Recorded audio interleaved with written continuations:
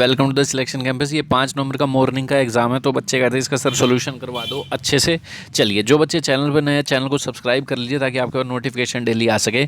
कराते हैं रीड। तो ये जो पैसेज वगैरह है सीईटी में बच्चे हम करवाते थे बच्चों को, देखो कितनी अच्छे से हम रीड करके कर लेंगे ये। India is one of the oldest civilisation of the world. India सबसे पुरानी एक सिविलाइजेशन है, सभ्यता है वर्ल्ड की, ठीक है, उनमें से एक है। विच ऑफर्स, क्या लिख रखा है आगे, देखो अच्छे से पढ़ लो। हाँ, which offers a kaleidoscope of cultural experience. Kaleidoscope का मतलब होता है डिफरेंट टाइप्स ऑफ कल्चर है यहाँ पे। The country has a rich heritage and numerous attractions. Rich heritage है, हेरिटेज का मतलब ट्रेडिशंस है, कल्चर्स हैं यहाँ पे, और बहुत सारे नुमरस का मतलब बहुत ज़्यादा अट्रैक्शंस हैं। इट स्ट्रेचेस, फैला हुआ है, स्नो कैप्ड हिमालय, बर्फ़ से ढका हुआ हिमालय से लेकर tropical rain forest of the south. जैसे कहते हैं ना कन्याकुमारी से कश्मीर तक फैला हुआ है, तो ये कह रहे हैं ट्रॉपिकल रेन फॉरेस्ट है साउथ के। और जो कवर करता है ये कहाँ तक, देखो ये इतना सारा किलोमीटर है, ये बता रखा है इंडिया का, ठीक है, यहाँ तक फैला हुआ है इतने किलोमीटर में। It is the world 7th largest country. बात करें तो ये लार्जेस्ट कंट्री है वर्ल्ड के area wise. Distinguish from the rest of Asia by mountains and the sea which gives the country a distinct geographical identity. कह रहे हैं distinguish का मतलब ये है अलग कैसे है बाकी एशिया से, इसमें माउंटेन्स हैं, समुंदर हैं, जो कंट्री को एक अलग ही पहचान देता है ज्योग्राफी की, औरों में नहीं है इस तरह की चाइना वाइना जो कह रहे हैं। India showcases variety of heritage resources crafted 100 of years ago from huge heritage site to pristine sea beaches. क्या कह रहे हैं, India showcases. India showcases का मतलब है इंडिया क्या दिखा रहा है, वैरायटी दिखाता है किसकी, एक हेरिटेज रिसोर्सेज की, कि यहाँ पर बहुत ज़्यादा रिसोर्सेज हैं, बहुत पुराने परंपरागत रिसोर्सेज हैं। 100 ऑफ क्राफ्टेड का मतलब है बहुत हज़ारों साल पहले, सैकड़ों साल पहले बनाए गए थे, जिसमें क्या क्या है, बड़ी बड़ी हेरिटेज साइट्स हैं। टू कहाँ तक, pristine sea beaches. Sea beaches भी हैं यहाँ पे। प्रिस्टीन का मतलब अगर आपको जानना है वो भी मैं आपको बता दूंगा, इसमें कोई टेंशन नहीं है, आप नोट कर लीजिएगा, ठीक है। एक बार एक सेकेंड रुक जाइए, हाँ जी, ठीक है। टूरिज्म कंट्रीब्यूट्स आगे आएगा, बता देंगे आपको, ठीक है। प्रिस्टीन का मतलब clear beaches. Tourism contribute to substantial economic, social, culture, education and political development that generates both direct and indirect employment. कह रहे हैं टूरिज्म कंट्रीब्यूट करता है, क्या कंट्रीब्यूट करता है, सब्सटेंशियल का मतलब अच्छी खासी इकोनॉमिक, सोशल, कल्चरल, एजुकेशन मिलती है, इकोनॉमी बढ़ती है देश की, पॉलिटिकल डेवलपमेंट होती है, जिससे डायरेक्ट और इनडायरेक्ट एम्प्लॉयमेंट जनरेट होता है, लोगों को नौकरियाँ मिलती है जब आते हैं टूरिस्ट यहाँ से, गाइड्स हो गए और हो गया, ठीक है। टूरिज्म एंड इंडस्ट्री जो कंट्रीब्यूट करती है हमारे कंट्री की किस पे, देखो आ गया ना, सब्सटेंस, इकोनॉमिक, सोशल, कई चीज़ें हैं, देखते हैं किस किस को दे रखा है, एजुकेशन एंड एम्प्लॉयमेंट। ये एजुकेशनल था ना और एम्प्लॉयमेंट भी था, तो हम इसी पे लगाएंगे, ठीक है। इकोनॉमिक, सोशल देखते हैं कहाँ पे है, पॉपुलेशन पे थोड़ा कंट्रीब्यूट करती है, एग्रीकल्चर रिलीजन था ही नहीं, रिलीजन यही है, एजुकेशन और एम्प्लॉयमेंट जनरेट करती है। देखो एजुकेशन एक वर्ड उठा लिया, एम्प्लॉयमेंट तो होता ही है जनरेट, तो आप इसका आंसर लगाएंगे third. Next, world oldest civilisation होने के साथ साथ इंडिया का रैंक पूछ रहा है 7th, ये भी कोई क्वेश्चन है, बिल्कुल देखते ही आसान। कंट्री की हिस्ट्री, ट्रेडिशन और कल्चर का मतलब क्या होता है, अट्रैक्शन नहीं, प्रिस्टीन साफ होता है, आइडेंटिटी नहीं, हेरिटेज।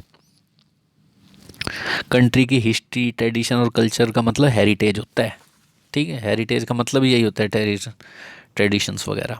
तो ये क्वेश्चन हो गया 47 लगा सकते हैं आप। 48 देखते हैं अब, कहाँ है 48, एक सेकेंड जस्ट ये रहा 48। चलिए 48 ही किया अभी हमने, 48 कर लिया, 47 कर लिया, 46 भी कर लिया, आगे देखते हैं 49 पे आ जाते हैं सीधा ही। अर्थक्वेक जो है फ्रीक्वेंट है जापान में, अपोजिट बताना है। फ्रीक्वेंट का मतलब आपको पता है जापान कैसे सुनामी वगैरह बहुत ज़्यादा आती है, फ्रीक्वेंट बार बार, तो कम आएगा इसका अपोजिट, रेयर। फोर्थ लगाइए, fourth. She slender in figure, slender का मतलब होता है ये आपका करीना कपूर की तरह जीरो फिगर, पतली।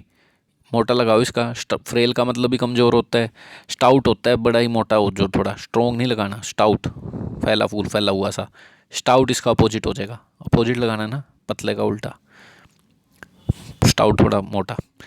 उसकी स्पीच हमेशा full of toll story, toll stories का मतलब ऐसी बातें करते हैं जिसे बिलीव ही ना किया जा सके, रियलिस्टिक स्टोरीज तो नहीं आएगा। हीरोइक का मतलब वीरतापूर्ण, लॉन्ग टेल्स भी नहीं, एग्जैगरेटेड, एग्जैगरेटेड का मतलब होता है बढ़ा चढ़ा के कोई बात कहना।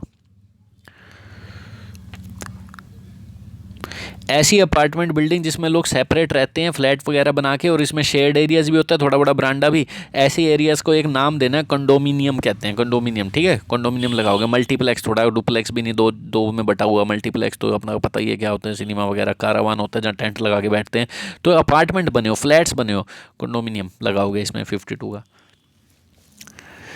आउटरेजियस, आउटरेज आपने वर्ड पढ़ा होगा, गुस्सा, आउटरेज, बस लास्ट में OUS लगा के एडजेक्टिव बनाना होता है। आउटरेजियस देख लिया, आउटरेजियस का सेकंड लगाओगे।